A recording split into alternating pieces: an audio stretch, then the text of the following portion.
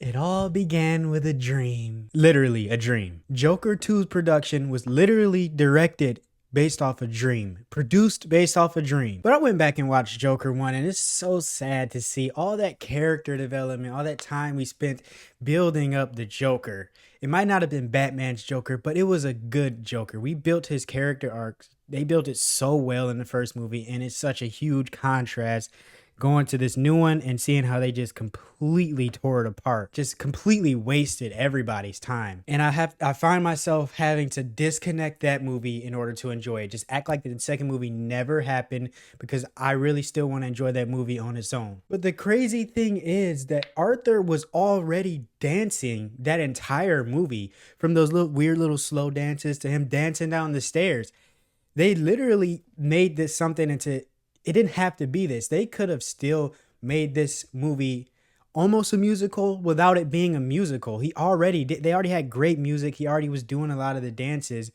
Maybe they didn't have to go so hard on the musical push, or balance it out, or maybe just did 3 or 4 musicals and integrated it better than what they did with this movie. Like the scene from Joker 1 where he's practicing on coming out on Murray's show, and he's kind of hallucinating the crowd being there and people reacting to him. They could have did this with the musical. It would have been perfect. Would you like to hear a joke? Yeah? All of you? Knock, knock.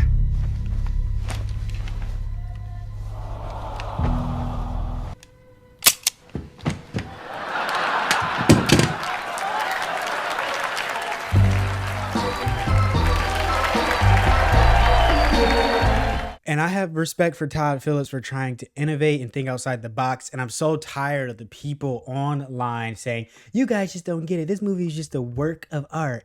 Oh my God, please shut up. We can dislike something even if it's new and innovative. Just because it's new and innovative doesn't mean it has to automatically be good.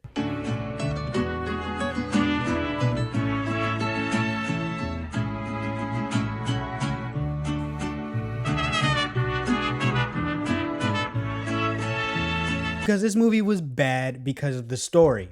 The musical aspect of it could have been a little bit better if they executed the story a little better. But you see what I'm saying? If the story was just a little bit better, I think people would have accepted the musical thing a lot better. And if it was just scaled back, it didn't need to have as many musicals, and they could have integrated into the story better, like in a more intentional way. Because not all the musicals themselves were that bad. It was honestly just some of them that were bad. Like, I honestly hated one of them. I'll play the clip right now. Hi, let's build it.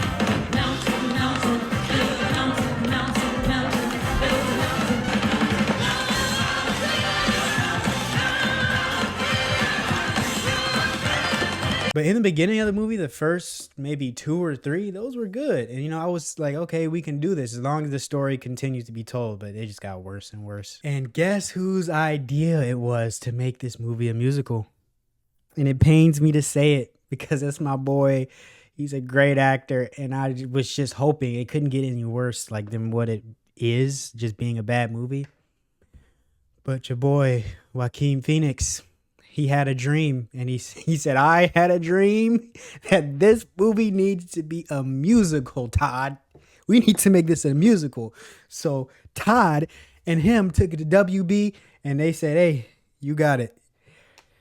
Oh, they let these dudes off the rails and I kind of feel bad because I have respect for trying to move against the grain and make something new and taking risks. But this, I don't know. It was a little bit too much of a risk. And like I said, the story was better. It could have turned out better. So he's not fully to blame. I don't think he was the one writing the story. Todd Phillips took his idea, he told him about it, and he tried to integrate a musical and a Joker story, and it just doesn't fit this genre at all. And what's crazy is everybody thought that Joaquin Phoenix broke his rule to not do sequels, but to think that he already planned on doing the sequel and it was his idea.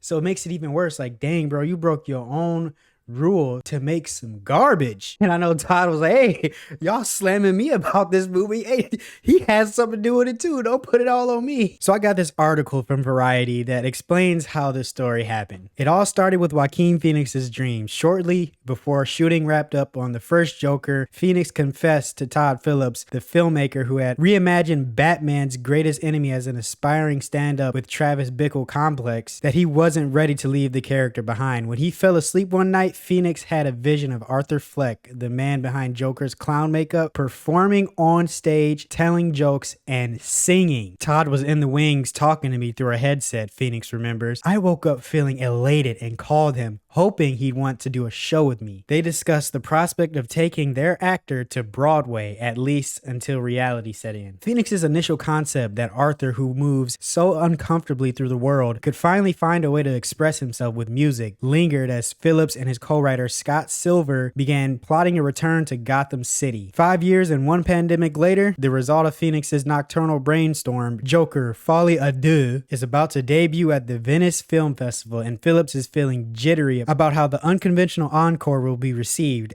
After all, instead of battling Batman, this Joker sings and dances with Lady Gaga. Wow, way to make this Joker seem more pathetic than he already did. You already destroyed his character, but they had the thoughts to initially just destroy him. Like, he's about to start singing. He's not even about to be a real threat or anything building up that would be a real, the real Joker, like anything at all. Not even remotely close. He's just a pussy at the end. Why do something if it doesn't scare the out of you? I'm addicted to risk. I mean, it keeps you up at night. It makes your hair fall out, but it's the sweat that keeps you going. Joker was a dicey proposition that paid off, becoming a blockbuster hit and winning Phoenix an Oscar. The question became, how can we top ourselves, Phillips says, and you can only do that if you do something dangerous. But there were days on set where you'd look around and think, holy, what did we do? Todd took a very big swing with this whole concept and with the script, giving the sequel to Joker this audacity and complexity, says Gaga. There's music, dance, drama. It's also a courtroom drama, a comedy. It's happy, it's sad. It's a testament to Todd as a director that he would rather be creative than just tell a traditional love story. And man, oh man, was that a big risk, and it just didn't pan out. That's why I said I got respect for him for trying to try something new and innovate, but it scares him for a reason. It didn't turn out like overall people just don't like it. He took a risk a little too big. He already said the last Joker was a risk and he just went overboard with this one. Doesn't mean he's a bad director, but I just wish we could have a redo with this movie and build Joker's character up the right way. And even if they wanted to tell this story still, like it would have been better without the musical. But hey, we thought it couldn't get any worse and it did. Unfortunately, but that's how Hollywood tends to go. Let me know what y'all think down in the comments, and I will see y'all on the next video. Peace.